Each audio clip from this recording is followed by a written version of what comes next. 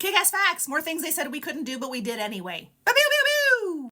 In the 1960s, women were kept out of most jury pools in American states because not only was their primary responsibility as a caregiver in the home, how dare you think you can leave, but they were thought to be too fragile to hear the grisly details of a crime and too sympathetic by nature to be able to remain objective about those accused with offenses. In 1961, the Supreme Court unanimously upheld a Florida law that exempted women from serving on juries. It wasn't until 1973 that women could serve on juries in all 50 states. Utah, looking at you, Utah, they deemed women fit for jury duty back in 1879. Good for you. Some nations have laws restricting the types of jobs that women can have, stating that the restrictions exist for their protection. Russia has a comprehensive list of jobs that women are prohibited from working to protect their sexual and reproductive health.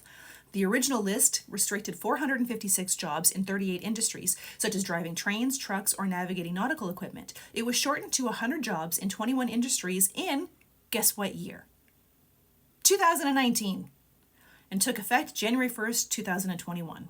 The burgeoning use of the steam engine in the early 19th century incited an unusual panic. Some experts believed that women's bodies weren't fit to travel over 50 miles per hour, and that if they did, uteruses would just fly out of their bodies.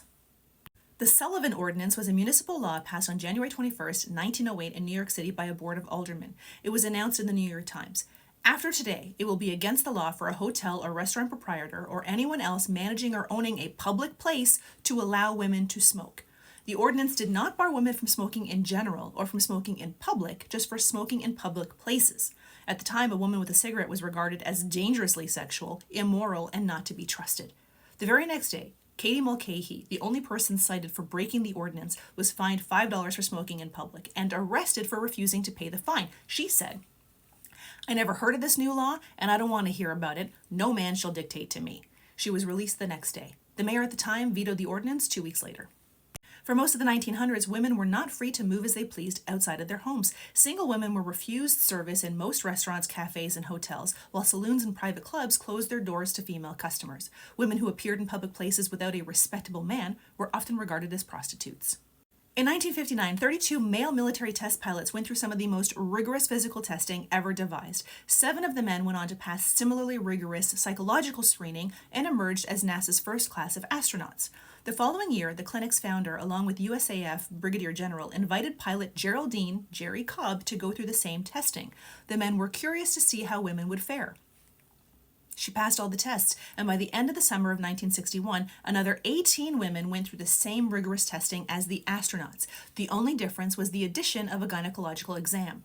13 women passed, and the women actually had a higher success rate than the men.